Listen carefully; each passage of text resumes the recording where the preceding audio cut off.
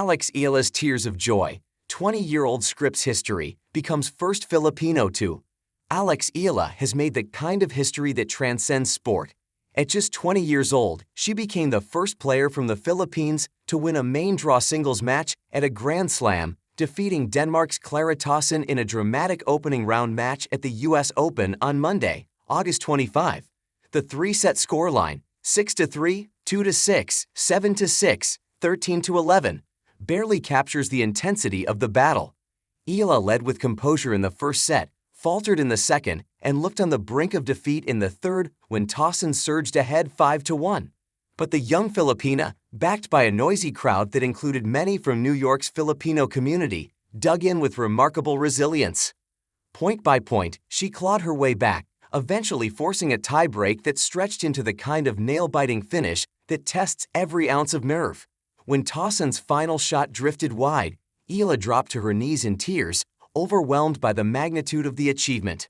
For the Philippines, a country with a rich sporting culture but little tradition of tennis success, Eala's victory is a breakthrough decades in the making.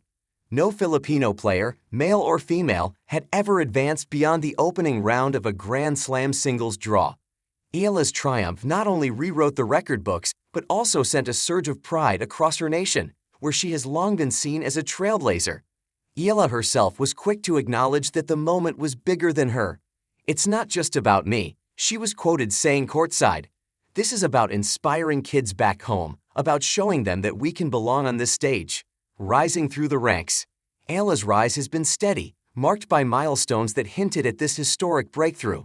As a teenager, she trained at the Rafa Nadal Academy in Spain, a move that sharpened her technical skills and exposed her to world-class competition.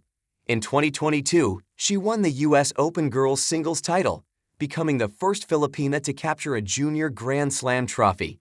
That triumph signaled her potential, but the path to the professional level was anything but straightforward. Injuries and the pressures of transition slowed her early steps on the WTA Tour, yet Eala kept pushing. This year has been her true coming of age. She made headlines at the Miami Open by beating former Grand Slam champions and reaching the semifinals, a first for a Filipino player. Later, on grass, she reached the final in Eastbourne, again breaking new ground for her country. Each of those moments felt historic, but nothing compares to what she achieved in New York. Filipino diaspora at Flushing Meadows. The Filipino diaspora made its presence felt at Flushing Meadows, waving flags, chanting her name, and transforming the grandstand court into a sea of blue, red, and yellow. For many, it was a moment of collective identity, watching one of their own succeed at the sport's highest level.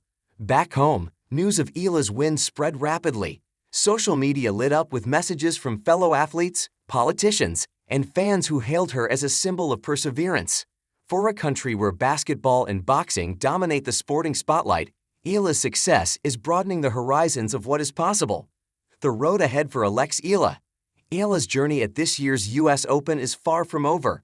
Her second-round match will offer a fresh test, but regardless of how deep she goes in the draw, her place in history is already secure. What matters now is how she builds on this moment. With confidence growing and experience under her belt, Eala has the chance to carve out a long and impactful career on the WTA Tour. But perhaps the greater story lies beyond her individual success. Eala's win will likely inspire a new generation of young Filipinos to pick up a racket, dream bigger, and believe that global stages like Wimbledon, Roland Garros, and the US Open are not out of reach. A new era for Filipino tennis. Every so often, sport delivers a moment that feels like a turning point. For Philippine tennis, Eala's breakthrough in New York may be just that. The tears she shed after match point were not just the release of personal emotion, but a reflection of what the victory means for her country.